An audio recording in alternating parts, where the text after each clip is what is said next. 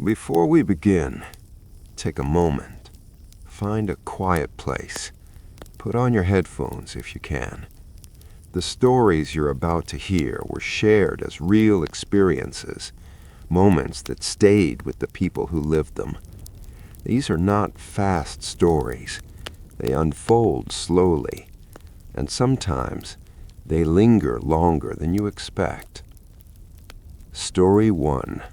He knew my route better than I did. I started jogging at night because it was the only time I felt invisible. During the day, people watched you. Cars slowed down. Neighbors made small talk. At night, none of that happened. The streets were quieter, detached, like the city itself was asleep. I followed the same route every evening. The same streets, the same cracked sidewalk, the same abandoned strip mall at the halfway point. I told myself consistency was discipline. Looking back, it was predictability. About 10 minutes into one run, I noticed a dark sedan parked on the side of the road ahead of me. The engine was running. The headlights were off. That alone didn't feel strange. People sit in their cars all the time. As I got closer, the interior light turned on. A man leaned forward in the driver's seat. He waved, not urgently, not aggressively, just a casual wave, like he recognized me. I didn't wave back. I kept running, eyes forward, pretending he didn't exist. The car pulled out, slowly. It creeped alongside me, matching my pace. The window rolled down. "Hey," he said, "you need a ride?" His voice was calm, friendly, the kind of tone someone uses when they expect you to say yes. I shook my head and said no. I didn't stop running. The car stopped. I passed it, my heart racing for reasons that had nothing to do with exercise. A few seconds later, I heard tires again. This time, the car wasn't next to me. It was ahead of me, parked neatly at the next corner, waiting. That's when my stomach dropped. He wasn't following me. He was following the route. I slowed down and pretended to stretch. He didn't move. The car was already angled toward the turn I always took. I crossed the street without warning. The sedan made a clean U-turn, no hesitation, like he had practiced it. I stepped onto the grass of a stranger's lawn and called my roommate. I spoke loudly, deliberately. I described the street, the car, the driver. I looked straight at him while I did. His smile vanished. Not anger, annoyance, like I had broken a rule. Another car appeared at the far end of the road. Headlights flooded the street.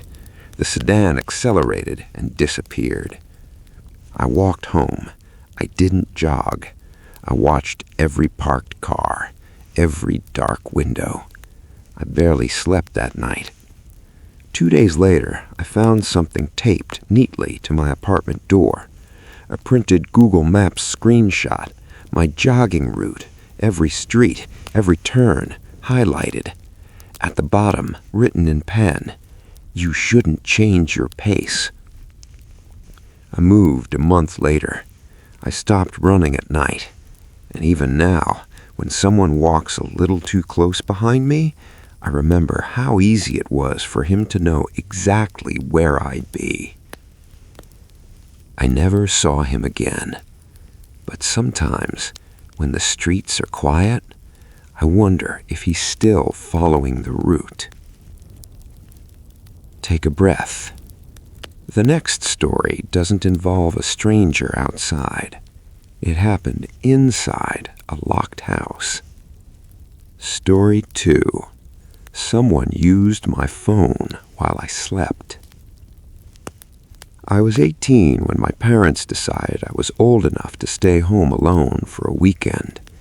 They were traveling out of state, 2 nights away. I didn't want to go with them. I had a test coming up, and I liked the idea of having the house to myself. They trusted me. That trust still bothers me. The first night was normal. Work, dinner, gaming online with friends. Nothing felt off. I went to bed around 2 in the morning. I locked the doors, checked the windows, armed the alarm. Saturday passed the same way. Coffee, a quick trip to the store, staying home. That night, I went to bed late again. Nothing woke me, no noises. Sunday morning, I grabbed my phone and checked notifications. Nothing new. Out of boredom, I opened my photo gallery. That's when I saw them. Photos of me. Sleeping. At first, I thought I'd taken them at accident, but the angles were wrong. One from the doorway, one from the foot of the bed, one so close I could see individual eyelashes. I checked the timestamps. 2:35 a.m., 2:58 a.m., 3:07 a.m., 3:19 a.m., nearly 2 hours. Then I noticed the details. In the first photo, my door was closed. In the next, it was open. In one photo, I was on my back.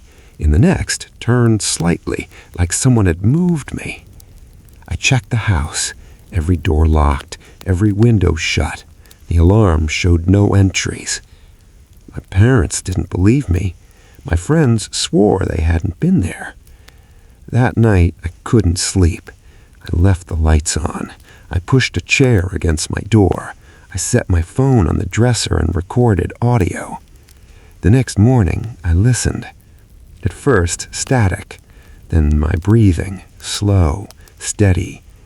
Then another breath, not mine, slower, closer, and a whisper. Don't wake up. I moved 3 weeks later. The photos are still on my phone. I never deleted them because part of me is afraid that whoever took them might still be checking. Story 3. The Man Who Never Crossed the Fence. I barely knew my neighbor. We waved sometimes. That was it. He was quiet, always wore the same gray hoodie. Nothing about him felt dangerous. The first night I noticed something was wrong. It was after 3 in the morning. I walked into the kitchen for water. The house was silent. I looked out the window. His backyard light turned on. He was standing there, in the middle of the yard, facing my house, not moving, not shifting, just standing. I watched for a long time. He didn't move at all. The next night, I woke up for no reason. I went to the kitchen again. The light came on. He was closer, right at the fence, his head tilted slightly, like he was listening. I didn't sleep that night. The next day, I tried to act normal. When I got home, the gate to my backyard was unlatched. There were muddy footprints on the patio, bare feet. They stopped at my sliding glass door. On the glass was a smear, a forehead, a nose, pressed hard, too high up. I checked my security cameras. No motion alerts, because he never crossed into my yard. The camera turned on automatically, and he was already there, standing, watching. Tonight, I haven't looked out the window. I don't want to know how close he is now. That's where we'll stop for tonight. Not because the stories are over, but because some thoughts need time. If you're listening in the dark, you might want to turn on a light, just in case. Good night.